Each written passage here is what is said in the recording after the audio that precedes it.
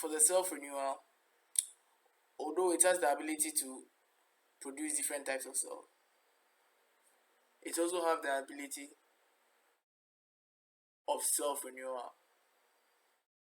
That is, it can produce identical daughter cells. For instance, when we take red blood cells, for instance, the hematopoietic stem cell does not just produce only one red blood cells. It ends up producing a large number of identical red blood cells, so that in case there is a shortage, it can replenish the shortage, or it will replenish the stem cell pool throughout the lifespan of the organism. So that is for the self-renewal. Then we have the quiescence. Hematopoietic stem cells typically exist in a quiescent or dominant state within the bone marrow niche. So this quiescent state protects it from exhaustion and maintains their longevity or long-term regenerative capacity. However, they can be activated in response to physiological demands or injury to initiate proliferation and differentiation. Okay, so the bone marrow is highly regulated,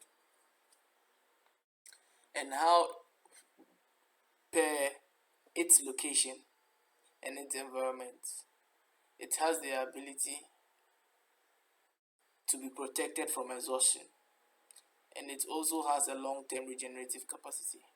But then when there is a demand, a physiological demand for the hematopoietic stem cells to respond, it therefore undergoes active proliferation and differentiation.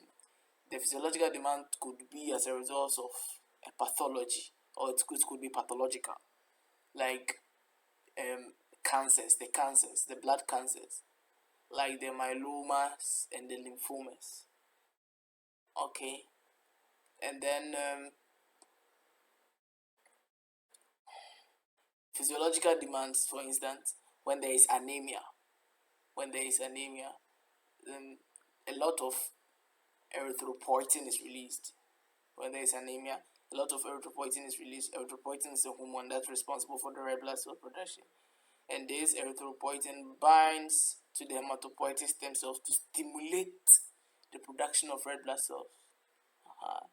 Or for instance, when there is a lot of red cell loss as a result of injury, maybe an accident, there is proliferation of red blood cells. So that is when there is demand on the hematopoietic stem cells. Then we have surface marker expression. And then we also have hormone too as well. Alright. So now quickly let's do a summary of what we've done so far. Okay. So we talked about hematopoiesis being a division of, or a combination of two Greek words, hem, which means blood, and then poiesis, which means formation. Hematopoiesis basically means formation of blood cell types. We said at the site of hematopoiesis we have the fetal yolk sac, which is the blood island of the endoderm. Then we tackled a little bit of embryology. We said there are basically 7 main stages of embryology, and then it is at the gastrulation stage, that is where there is the formation of the mesoderm, which is what is important to us.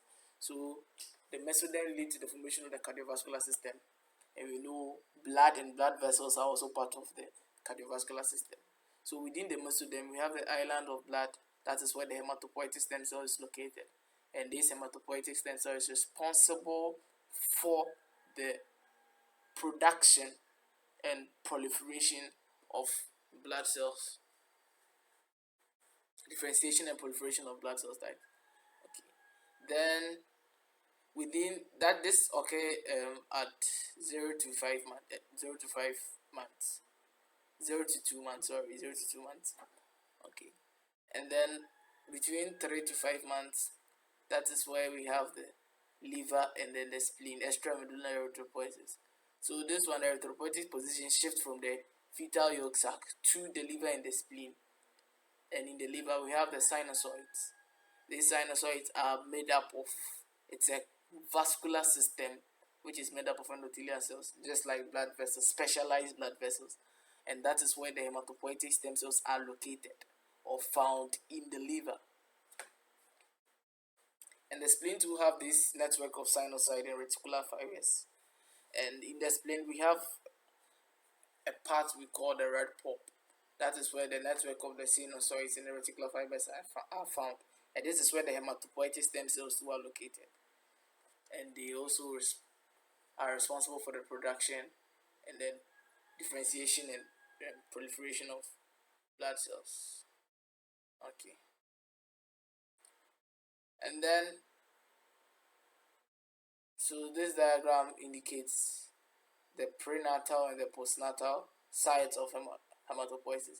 So you could see that within from 0 to 2.5 months thereabouts, the yolk sac is primarily the sole site for hematopoiesis. And as time goes on, it shifts to the liver and then the spleen. And when the child is given birth to, it shifts straightforward to the bone marrow.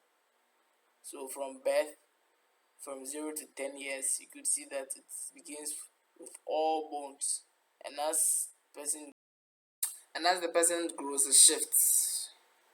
As the person grows, it shifts. Okay. So that'll be it. Then we have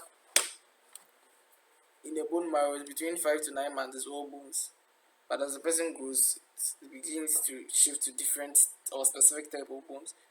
The characteristics of the hematopoietic stem cells, we have the multipotency, self-renewal, plasticity, cohesion, surface marker expression, and then homing. Thank you for joining us in this session. See you later in our next video. Bye.